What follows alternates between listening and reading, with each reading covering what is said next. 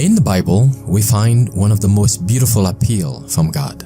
It says, "Today, if you hear His voice, harden not your heart." Would you like to spend this day with God? Listen to this devotional. This Day with God, a devotional by Ellen G. White. Promise of His presence. Preach the word, be instant in season, out of season, reprove, rebuke, exhort, with all long-suffering and doctrine. 2 Timothy 4, verse 2. Whoever attempts the work of reform will have decided opposition to meet. This work requires self-renunciation. We must not ask whether we are appreciated or unappreciated. With this, we have naught to do. Look at the way in which Christ worked.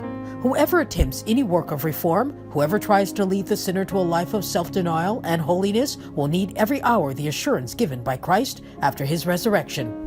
Lo, I am with you always, even unto the end of the world.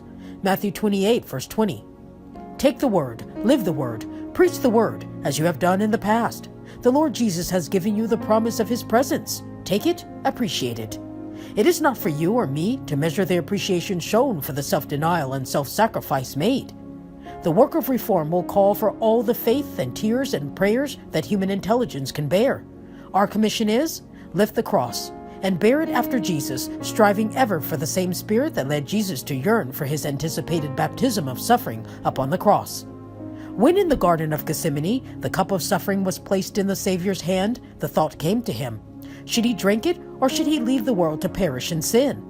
His suffering was too great for human comprehension. As the agony of soul came upon Him, His sweat was, as it were, great drops of blood falling down to the ground. The mysterious cup trembled in His hand. In this awful crisis, when everything was at stake, the mighty angel who stands in God's presence came to the side of Christ, not to take the cup from His hand, but to strengthen Him to drink it, with the assurance of the Father's love.